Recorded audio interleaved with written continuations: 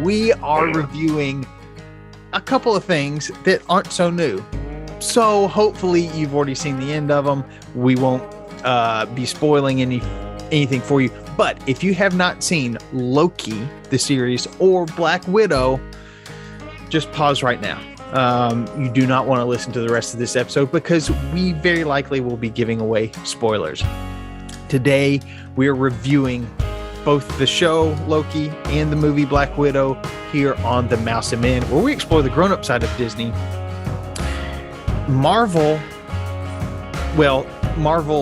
movies, at least, have been bought by Disney years ago, and this is a great outlet for people who aren't big Disney fans getting into all things Disney. They've got a presence in the parks. You can see that kind of coming to fruition more and more every year. But I'm Bradley. I'm here with my co-caster, Chris. Chris, are you ready to dive into the MCU? Absolutely. Yeah, with the idea that there's just so much MCU world to cover, we want to provide reviews and maybe some bridges between series or movies and how they all tie in together, but we also don't want to give away any spoilers. And so hopefully what you're doing as you listen to this is, if you've watched it before, hopefully some of these things tie in with you. But if you haven't watched it before, hopefully this will get you excited to go watch it, because again, they've been out for a while, but we don't want to spoil the ones that have most recently come out because some of us are still watching it. We don't want to have those spoilers given away either. If you're just like pleasurably listening through podcasts, we don't want to throw that in your face. And so, but with all the stuff that's coming up with the MCU, we need to go through some of these and chat about them so we're all up to speed as we move forward in the Marvel Cinematic Universe. Yeah, so we're going to dive right in to not just one, but two reviews this week on the Mouse and Men.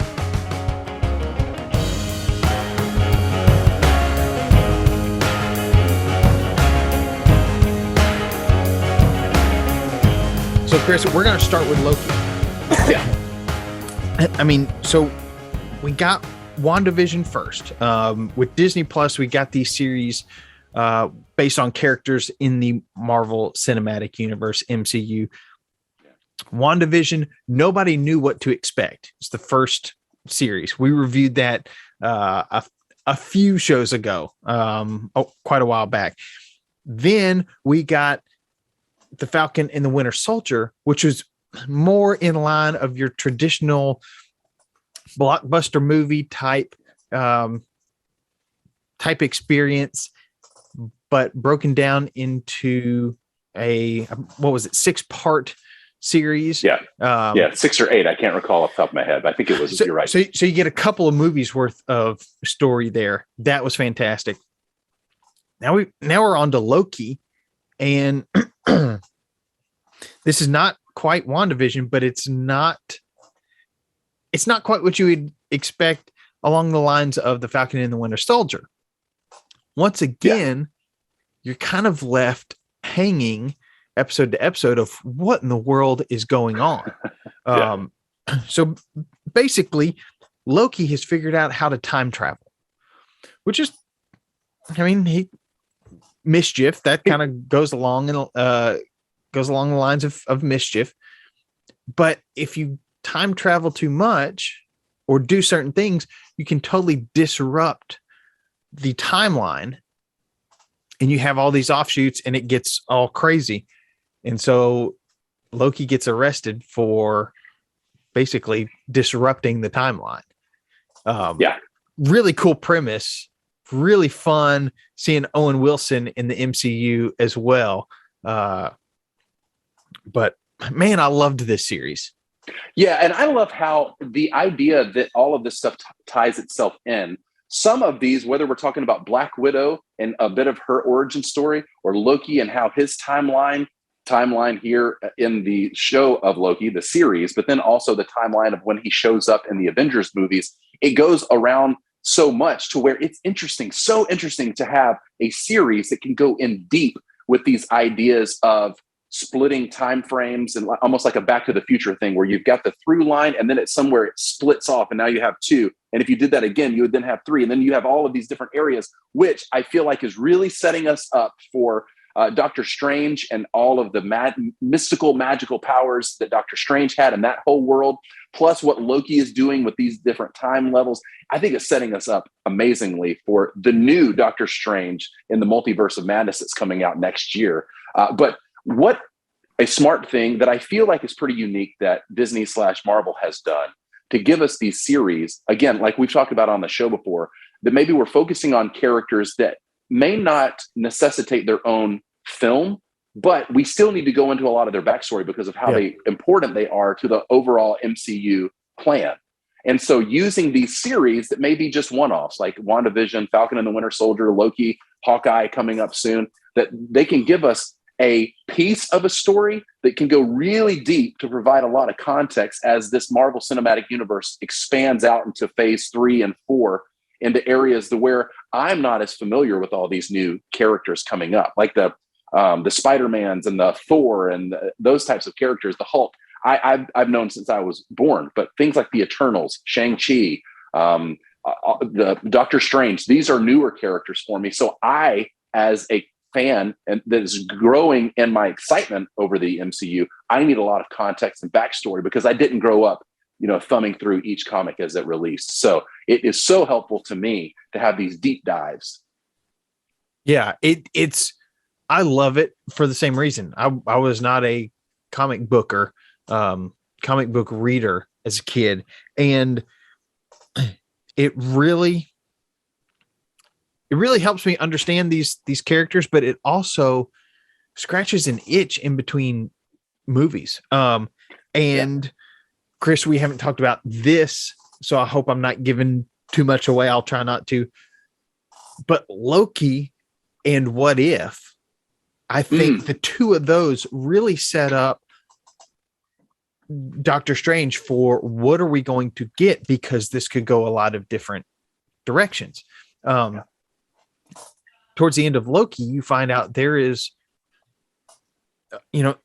the timekeepers. Is that right? The timekeepers are not real. They're not.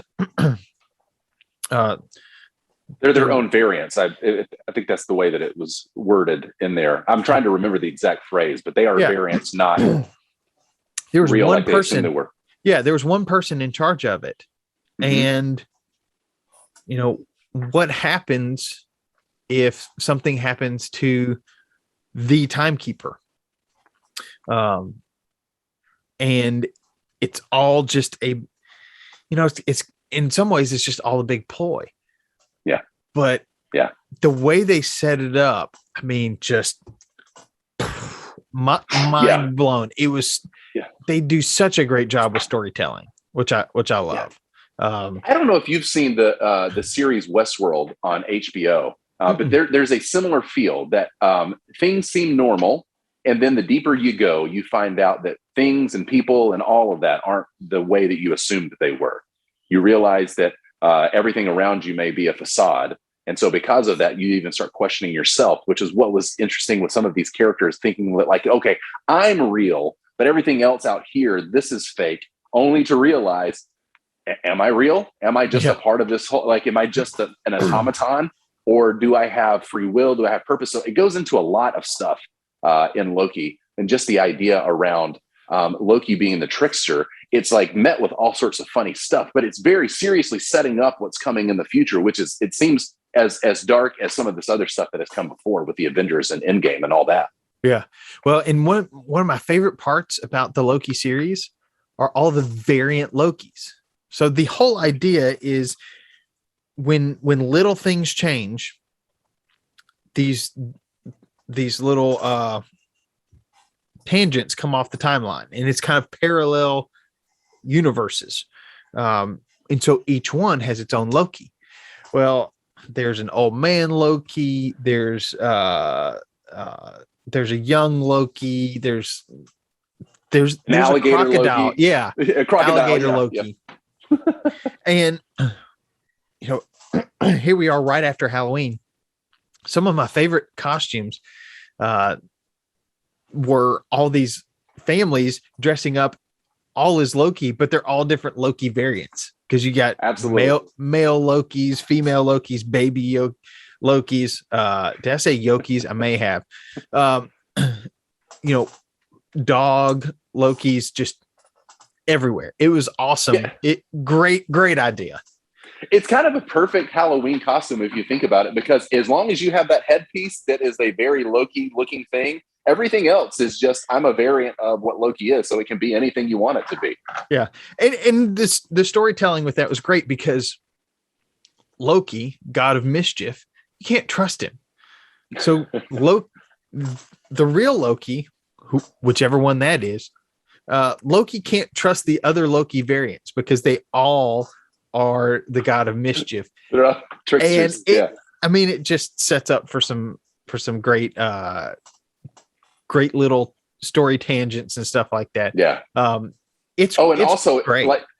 It's similar to how in WandaVision, during their Halloween episode of WandaVision, they have a throwback to where Vision and Wanda dress up like what their comic book versions look like. Yeah. And kind of like, I made this at home, kind of a mom just putting together, cloth and stuff to make this thing, but it's the version of them from the comic books. And like that on Loki, I believe the old Loki, the older man Loki is he's dressed up exactly like the comic book version of Loki, not like how we see Loki and Tom Hiddleston right now. So I love those little nods to the past as well. Yeah, I love it. It's great. So my wife has not seen Loki, I don't think. I'm due to rewatch it with her. I've said about WandaVision and Falcon and the Winter Soldier. I've gone back and rewatched it, and it's even better the second time around. So I'm looking forward to do this with Loki. And speaking of watching it a second time with my wife, Black Widow. Mm-hmm. We started it, and it's darker, I feel like, than a lot of the other Marvel movies. Not as many jokes as something like a Thor or Ant-Man or Iron Man would have. And so maybe it's not that it's darker, but it just doesn't have the lighter side to it as well. Mm-hmm. We got a few minutes in and my wife said, I can't watch anymore. Look, mm-hmm. she's ready to pop any day now with baby number 2 for us. And so it could just be the emotions can't handle it. And I get it. So watched it a second time and said, hey, look away. I'll describe what's going on the screen. Just sometimes the fight scenes were, I don't know. It's just a little too much at times. Yeah. But it can get that way. Great. I feel like that.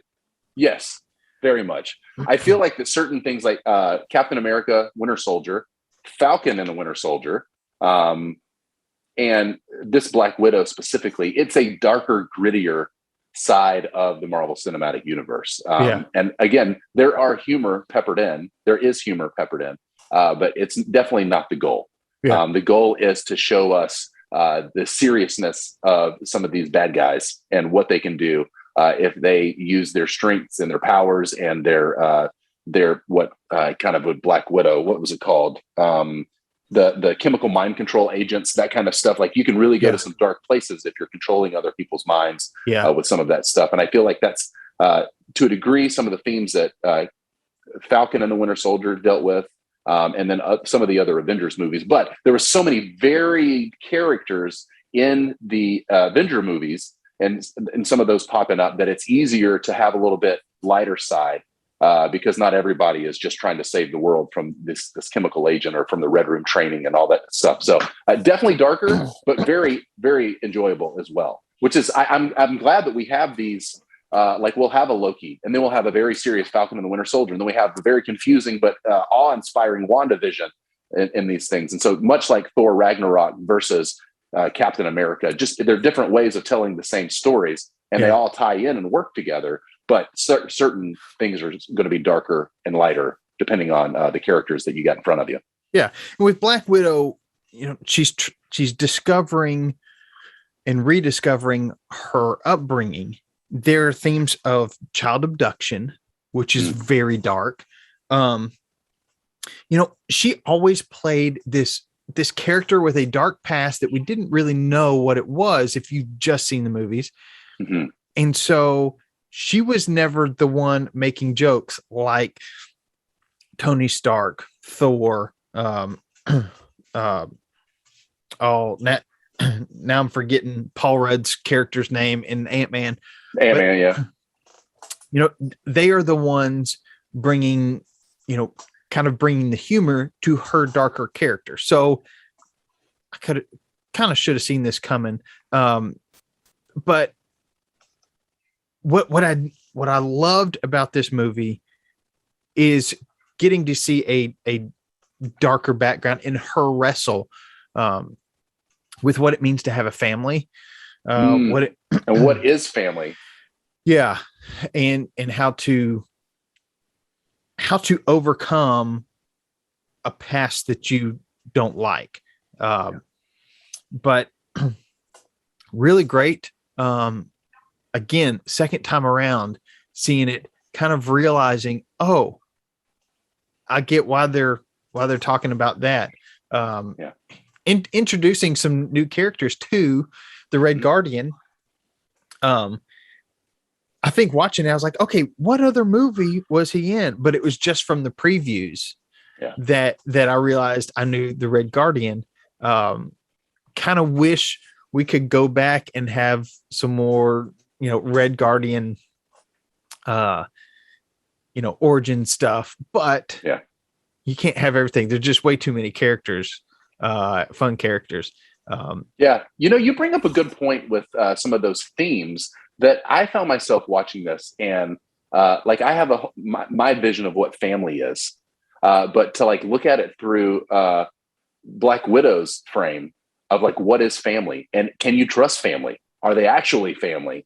Who is this person if they're not family? What are they for me or against me, even though I call them family, kind of thing? And so it's neat to see how family can be what you make of it. And it can also be this thing that at the flip of a switch, they are completely different people, but they're still family. And so they're still worth fighting next to, even if you may not even know if they are fighting with you, beside you, or actually against you and going to end up killing you, sort of thing. And so the idea of all of that was set up early in the movie of how dangerous this family is that she is a part of, how it can really trace your life moving forward. So I love the themes of this movie, even though it was a darker idea that they came from. But yeah, it's hard because there's no one in that movie that you can really trust at face value. Everybody's playing a game. Yeah, it was a whole lot of fun to watch, and it's like I said, it's different than the others, than the other Marvel movies, just because it's darker. But I also, part of me loves seeing movies, not that this is this way, but some movies that don't have a happy ending, because it seems too easy to give everybody a happy ending. And dealing with this hard stuff is in a lot of ways refreshing. I think that's one of the things about the Marvel movies.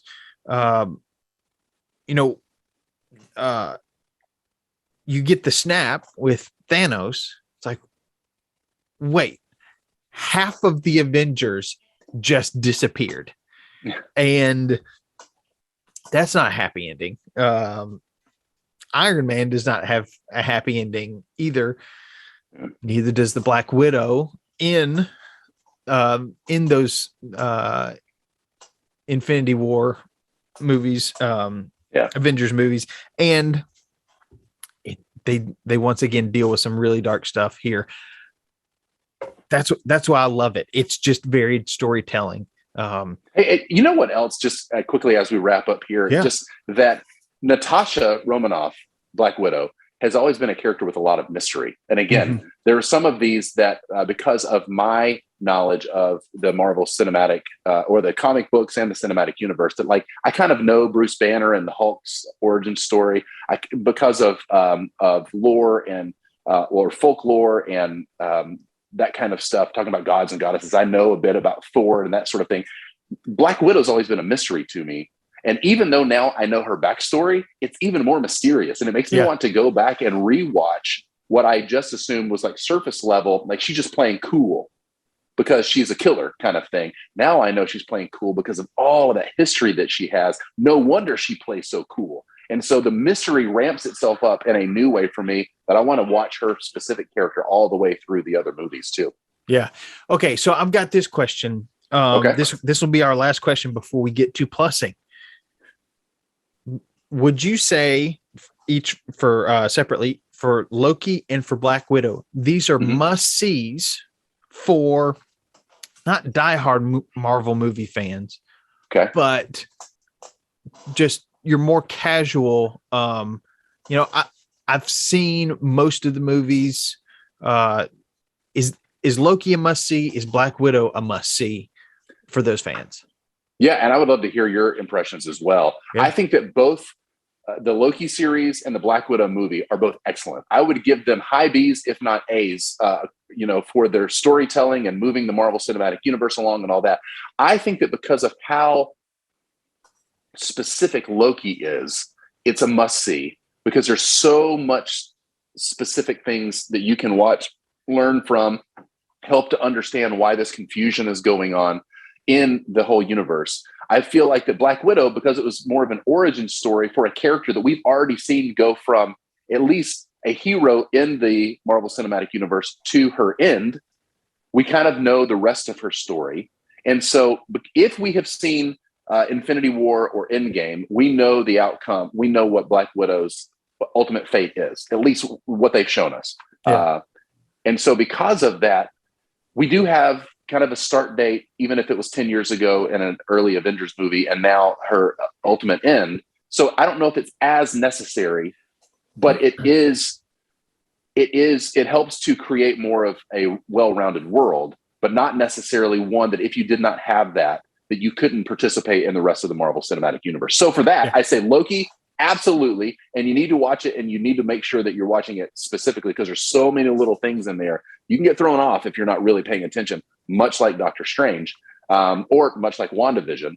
But with the Black Widow movie, excellent movie, but not necessary if you want to enjoy all the other movies. Does that make sense?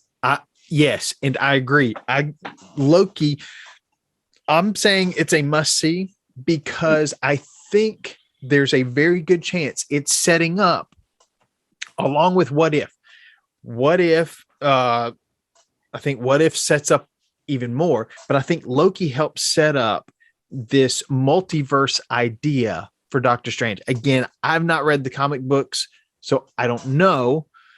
Even if you've read the comic books, I don't know if because they change things for the movies, I don't know how much they're sticking to it, but I think Loki is must see.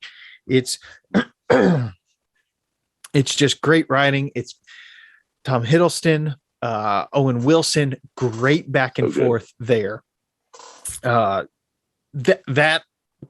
kind of alone, just that character development between those two is worth price of admission. Black Widow, not a must see. I will say I've not seen The Incredible Hulk. I've not seen any of the new Spider-Mans. I've seen what back in the early 2000s with like Tobey Maguire and that version. Yeah, I've seen those. Some people don't like them. I think they're fine. I don't know anything much about Spider-Man other than the old cartoons. I thought those were fine. So I haven't seen anything since then. So I've not seen the ones that are part of the MCU, like modern day MCU. Yeah. Spider-Man, I kind of understand, just because it's been one of the more popular characters over the years. Oh yeah. The Hulk, gamma rays, boom, he gets mad, Hulk smash. Somebody said that's kind of all you need to know, which I knew anyways. Plus they recast the character. So several times. Yeah. It's a little weird that way too. So I think this falls into the camp of those. Like you said, we saw kind of the beginning, we saw the end. Hawkeye knows Natasha's story, but even most of the other Avengers, I don't think know the whole story.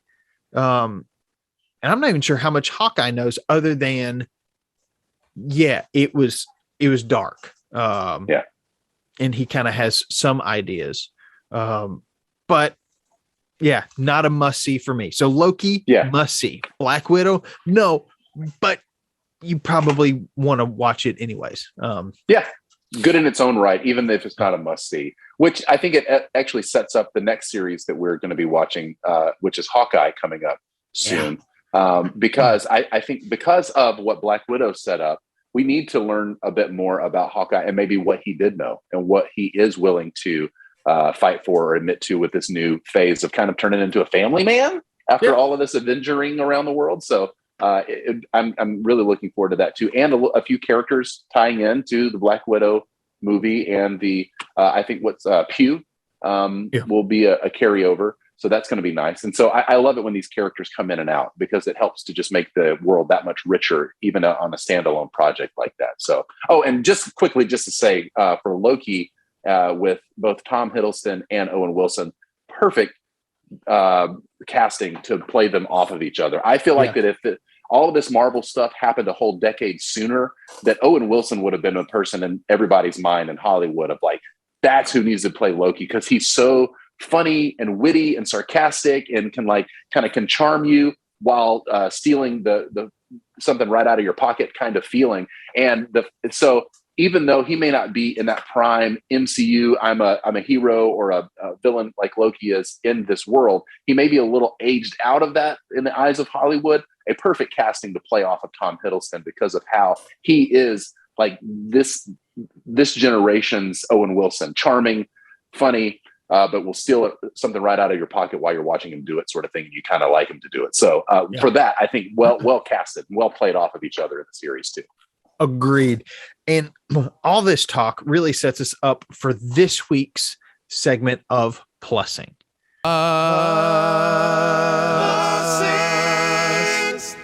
So we've mentioned it before. Coming up November 12th, Friday, November 12th is Disney Plus Day. There's some Marvel stuff that will be available.